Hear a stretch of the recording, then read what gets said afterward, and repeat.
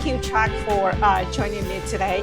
What a week it's been in Arizona politics, or actually 2 weeks, I would say. You know, the governor Governor Katie Hobbs just ended a media tour here with her newly minted running mate, John Giles. What do you make about her choice, and what do you make about the governor's race? Great pick for her. John is a terrific guy. Most mayors are bipartisan or apolitical figures, and he was that for his two terms as Mesa mayor. Did a good job, followed Scott Smith after Scott Smith was mayor out there. Both of them have done a great job getting Mesa to where it is now. It used to be a little bedroom community out there, and now it's a major employment corridor with all the development around Williams Gateway Airport. It's got massive housing developments out there. It's a really vibrant core downtown area now, and so it's a good pick for her. John is an LDS member as well, so that sends a little shot across the bow of Mr. Big's ship. Letting people of the LDS faith know that it's okay to support Governor Hobbs if you're not an Andy Biggs fan. I think that's a good choice on her part. I think it provides an opportunity to add dimension to her ticket. I think she's seen as sort of a center-left Democrat who has struggled to govern the state from that position with a very conservative legislature. And the state has got lots of problems. It's got lots of challenges that are going to be confronting the next governor over the next 4 years. I think if she partners with John, I think he could be a very effective advocate for her, for the administration, and navigating, some of those challenges. And what kind of dimension that John Giles adds? You mentioned a dimension. Is that the Mormon vote, the independent vote? It's part of it. It's the idea that you don't have to be a highly partisan figure to get things done. You can be a centrist mayor, and you can accomplish big things. She, nice male, different than obviously, adding some dimension there to the ticket. It'll be interesting to see how they execute the partnership, though. How that actually happens in real life. And so I think he has the opportunity to add depth, policy depth, and experience and relational depth to her, and so it'll be interesting to see how they choose to partner together on that. So, what other votes was she chasing with that choice? John Giles was a Republican, then no, as an independent. The MAGA base essentially touted him as a Reiner for a long, long time, Republican in name only. Do independents really see him as an independent? He's one who's been supporting the governor, for 4 years now. Yeah. Is he just another Democrat in disguise? No, I don't think so. I'm an independent, so I look at him as sort of similar to me in the sense of how he looks at the world. She's a Democrat, and in order to win a statewide election in Arizona, you have to recruit, if you're a Democrat, you have to recruit some other voters other than Democratic voters. The Republicans will have about a 9% turnout advantage this fall because they're a bigger party. There's more of them here in Arizona. There's almost as many independents as there are Republicans now, so it's the second biggest group of voters. They don't turn out that way. They'll turn out about, this fall's election will be something like 41% Republican, 30% other, and 28% Democratic. And so, you have to build a larger electoral base if you're a Democrat. So you have to market yourself to somebody beyond the Democratic base. We've seen, like when Trump ran out here in the Republican primary last time, Nikki Haley had dropped out of the race, but there were still 100,000 people that voted for her in the state. Those are the types of voters that I think are available to be persuaded by Mr. Giles and the governor that, I'm okay, that this is something we can work on together. I think it'll be very interesting to see, as I said, how they go about doing that. It's, there's a lot of issues confronting the state right now. And I think that's the bottom line. If someone is looking at Arizona from the national perspective, and I know this is a very competitive race, national Democrats are not necessarily thinking that they have this in the bag. Maybe you do. For someone who's looking at Arizona from the national perspective, what's at stake? I mean, it's a swing state, so you have to look at it. It's gone through this tumultuous, as you know, Elvia. We used to have 2 Republican senators. We used to have a Republican governor. We used to have a Republican Secretary of State. When I got done running Jan's campaign in 2010, the statewide coordinated campaign for the Republicans, the highest elected Democrat in the state was Sandra Kennedy, and she was a member of the Corporation Commission. Every other office in the state was occupied by Republicans. And today, that's almost, in this cycle, maybe the Democrats have an opportunity to actually capture all of these seats now, including treasurer, including superintendent of public instruction, including the CorpCom. And that's that's a monumental shift in the last 16 years. Of what's gone on. And so nationally, people will say, how's that happening? What are they doing? What are Republicans doing? And I think the biggest message out of that, from my perspective, is that the MAGA, I'd call it the turning point ticket, is not a statewide brand. It's not who Arizonans are. This is a turning point MAGA brand, and we've watched that. We've watched Kari Lake lose in her cycle. We watched Blake Masters lose in her cycle, or in his cycle.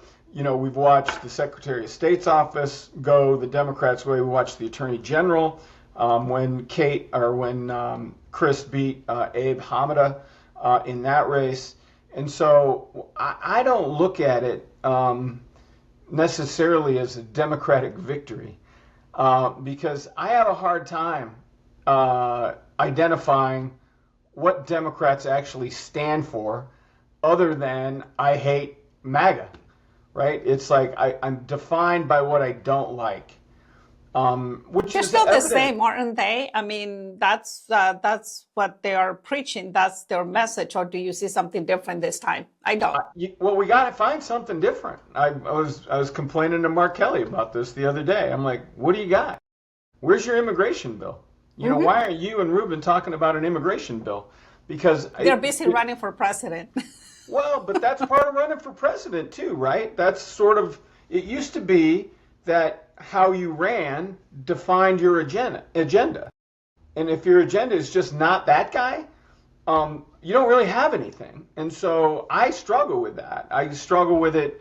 And I said to him, what is, all you're talking about, Mark, is affordability. Well, the minute you win, that's going to be your problem. What are you going to do about it? What is your answer about that? What's your answer on immigration? If we don't like ICE and we don't like the detention plans that this administration, what are you going to do? What's the plan for Dreamers? What's the plan? Arizona is a state that is a border state. We have a very mature relationship with Mexico, very largest trading partner, and a history of cross-border migration that used to be, I remember when I came out here in the 80s, I'm like, oh, I'm in Mexico now. You didn't even know you're in Mexico. Practically, just Right. walk And that around the street. today it's like a major federal effort to like control people on the border. And that wasn't the way. And so, I think we can learn a lot about from Arizona if we're able to execute on some of these policies and lead the dialogue. But I'm disappointed in Democrats for not leading that narrative. They should be leading that narrative about what it is that we want from our So if they're immigration. leading in the polls right now, the governor is leading by what, 8 points, and the race is still, I believe the last time that I saw was leaning Democrats, meaning it's still very competitive. But it's not a given, right? Just listening to you, it sounds like Andy Biggs, the congressman, the Republican congressman running for her, still has a chance, even though everyone is saying, well, let's call the race already. Well, they have a chance because, so here's the question. I mean, how enthusiastic are voters about this race? I don't think they're very enthusiastic. I don't think either one of them have captured the aspirational visions of what Arizona is, what it needs to be. Neither of them is really talking about that from an aspirational perspective and running on an agenda. Bob Robb wrote a column about this recently. He was like, it's too bad we're really not going to have a debate because there's a lot of things to debate. There's a lot of things, and people go vote. A lot of people are aspirational voters. Young people tend to vote more aspirationally than older people. And if you want younger people to vote, you got to give them reasons to go vote. And I'm not, other than that guy's terrible or that guy's, a communist or, that narrative just doesn't sink in with people and create enthusiasm within the electorate.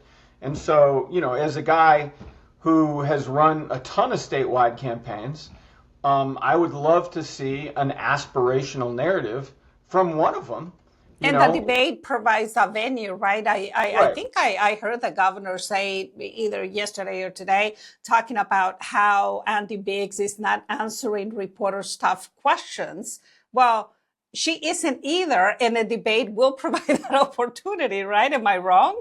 No, you're not wrong. I mean, and she's right to say, but she could say it in a debate. Andy, you're a liar. Right. You believed the 2020 election was stolen, and we know that's not true. And she's using that as a reason not to debate him. I get it. That's the easy thing to do, but the voters of the state deserve a discussion. We all deserve a discussion. So here's the discussion. We need water, right? I mean, Yeah. the state has a need for a long-term water source, and we need to raise money to buy that water.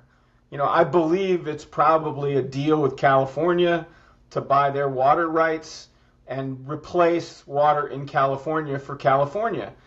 Well, that's going to cost money. Where's that money going to come from? What's the plan? How are we going to do that? That's an aspirational narrative. That's good because we need to have something being discussed. And you know what? I didn't think about this as as an aspirational issue, but it is. I was just seeing a new poll by the Center for the Future of Arizona. Yeah, and it was showing that 78% of voters actually support strengthening the protections in rural Arizona, because there are fewer groundwater regulations, and including 68% of Republicans and 81% of independents. So why aren't they talking about this kind of inspirational issue? Because it's hard. I mean, and we don't do hard things anymore. I mean, all we do is blame the other guy. He's worse than me. No, she's worse than me. And that's all this, narrative comes down to, and it's wholly uninspiring. And then if it goes that way, that's where Andy Biggs may have a chance to win. Because if with that turnout advantage, the old adage that we've always operated on, Republicans always vote. I know who they are. They always vote. Older Republicans. So back in the 90s, they're reliable, they're loyal. Yeah, Well, it's why we did early voting. It's one of the reasons we started early voting in 92 with McCain's campaign, and then we really did it well in 94 with Fife when he ran against Eddie Basha, because we wanted older people and Republicans to vote, particularly like snowbirds who move out here and they're here, in September and October, and give them a ballot, let them vote at home, and it's easy for them to do. And they're all Republicans, and they loved it. And so, that's that getting those people to vote. But how do you get everybody else to vote? How do you motivate people to vote? Because obviously, Democrats and the independents that are not necessarily loyalist in this sense, Trump won Latinos and Latino men more than we thought. Well, and then you get the notion that more and more people aren't registering with a party, meaning the parties aren't connecting with them. They're like not motivated by party narratives. And these are party narratives. That's all we hear now. And so how do we motivate people to vote? And so if you don't do that, and that 9% turnout advantage for Republicans is a reality, and younger people don't vote, that's what happened in the last presidential cycle. It's one of the reasons Harris got beaten so bad, was that younger people didn't participate. So how do you get those people to engage? My argument is, our adage here is High Ground is, we run a lot of initiative campaigns. We run a lot of ballot propositions. We do a lot of that. If you tell people, we've run all the Valleywise campaigns for the hospital. If you tell people what you're going to do and why you want to do it and how you're going to pay for it, they'll support it. But if you just go with sound bites about stuff, they're not going to support that. You got to And I think that's what we're hearing right now, right? I mean, that's what I'm hearing right now. So how are they going to switch that? How should they change that narrative to actually motivate people? With a governor, Latinos, for instance, I talked to a lot of them. They're angry that not even a Latino was considered, feeling taken for granted. From Andy Biggs, retaining the Latino Trump voters. How do they do that? How do they look like? This is not even important. You're a Latino. I'm not. But what I would say is in our current best interest would be let's have an immigration plan that actually works, that actually supports the economy, gets people up here who want to work and wants to pay taxes and wants to be part of the American culture. Let's do that. Are we hearing that? I'm not hearing that.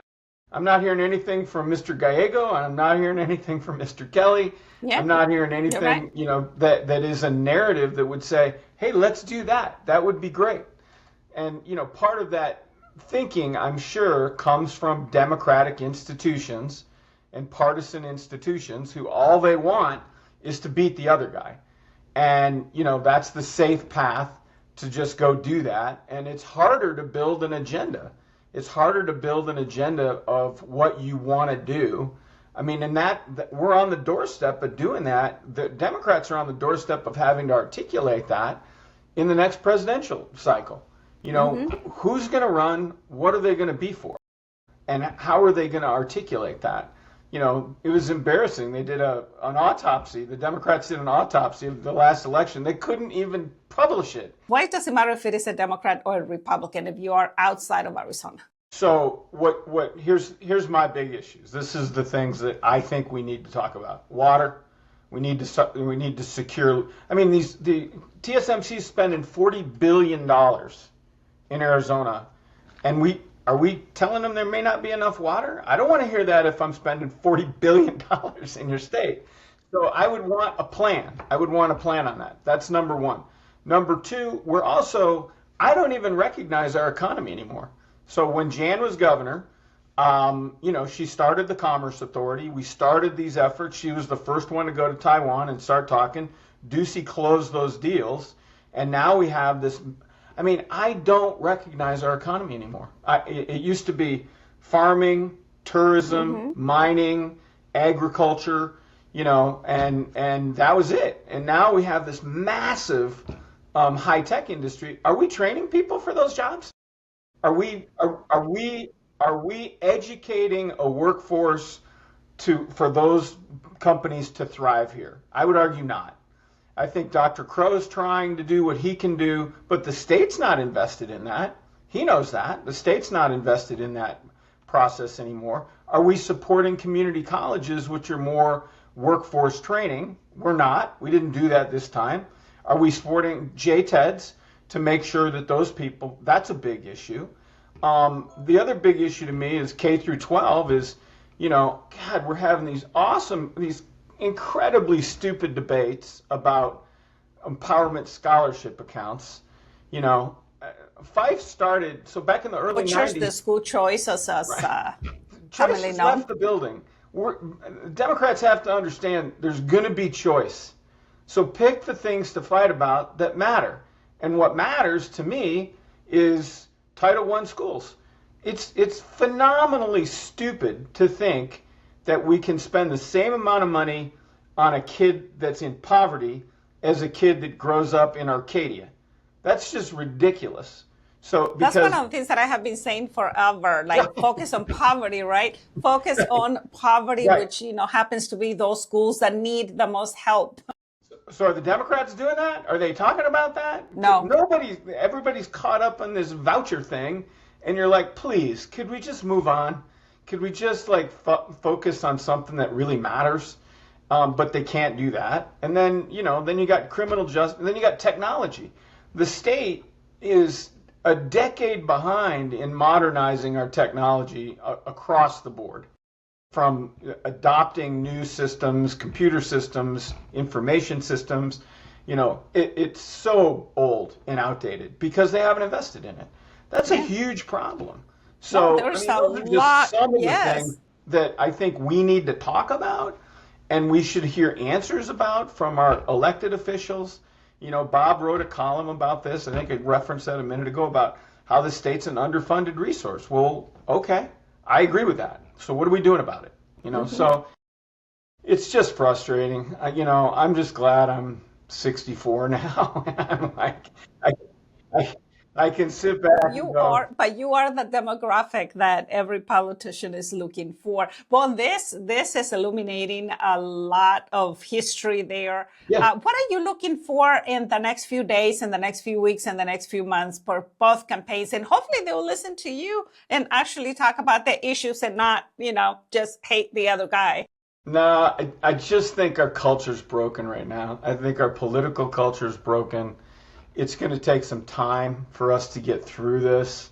My generation is stuck on algorithms, it's like I saw this cartoon in the New Yorker the other day, and it said, write a caption. So I'd never done this before. I wrote a caption. The cartoon was 4 dancing monkeys, like barbershop quartet, behind a glass screen, and these 2 doctors with pads out in front, and they're writing things and talking to one another. And they said, write a caption. They said, one doctor says to the other doctor says, well, we've been having them watch Fox News for 72 hours straight. And, that seems like what's going on right now. Everybody, it's garbage in, garbage out, and there's really no... So I've been looking for voices. Who inspire me. And the guy that I'm currently inspired by, and I may be wrong, but John Ossoff, the senator from Georgia, writes his own stuff, very compelling, he's like 38 or 39. I would love to see... I mean, he sounds real. Yeah, a real person, not a robotic politician. Right, and he gave this speech at the Georgia Democratic Party convention, and it was just great. And I'm like, where is that? I need some fresh air in the room, man, because this is getting stale. And, Adrian tries to do that occasionally. Chris Mays, very very aggressive attorney general. She's constantly in the mix. My complaint about her is, she's got to learn to wear the suit of the attorney general instead of intervening in every possible fight in the court. Maybe make a phone call now and then and remind people, hey, I'm the attorney general. Why don't you listen to me before I sue you in court? But I don't know. She needs to figure out that she's not a reporter at the Arizona Republic anymore and shouting at people. That's right. the back of the Straight Talk Express. But there's candidates out there that are inspiring. But I'm curious to see if the Democrats can get their act together here and even run an effective negative campaign against what I call the turning point ticket. It's a turning point ticket. And if you're a turning point candidate... And they're powerful. They have the money. They have the manpower to and they're liars. I mean, they're liars. They supported a narrative of election being stolen. They defeated Rusty Bowers, one of the finest Republican people I've ever met, finest elected leaders I've ever met in my life. They defeated him, and they told him, we're going to defeat you. Tyler Boyer called him and said, we're going to beat you. And guess what? That's exactly what happened. Mm-hmm. And so I would like to see some organized payback on the Democrats' part, saying, hey, you can't elect a liar. I mean, that's a rule, right? Shouldn't that be a rule that we shouldn't elect liars? And so it'll be interesting to see if they can actually articulate that in that way, in that simple way, and then talk about what we should be electing. But, here I am, maybe I'm too aspirational about these things. No, I think that's exactly what we need. And so that goes to the aspirational kind of messaging that we're lacking here in Arizona and inspiring people overall. Well, thank you so much. I appreciate your time. You have been very generous. There's a lot we need to be watching in the next few days, few weeks, few months, until the general elections. Final thoughts? We'll do this again. I'd love to talk again. It's interesting to see the landscape move. I called my brother the other day in Michigan. I grew up in Ann Arbor, and I said, "Who'd you vote? Who you vote for?" And he goes, voted for the woman who's running for Senate. I said, "Oh, you didn't vote for the Muslim candidate from Ann Arbor." He goes, "No, the guy's way too liberal." And so I said, "Well, I'm going to have another conversation with you because I think he's going to win, and it'll be interesting to see." And then you won't have a choice, or the choice will be very different. Interesting to see where my brother goes. So exactly. These are the things we learn in life. So lots of things to happen. Thank you so much again for joining me. Notas con Elvia Díaz. We'll be in touch. Thank you.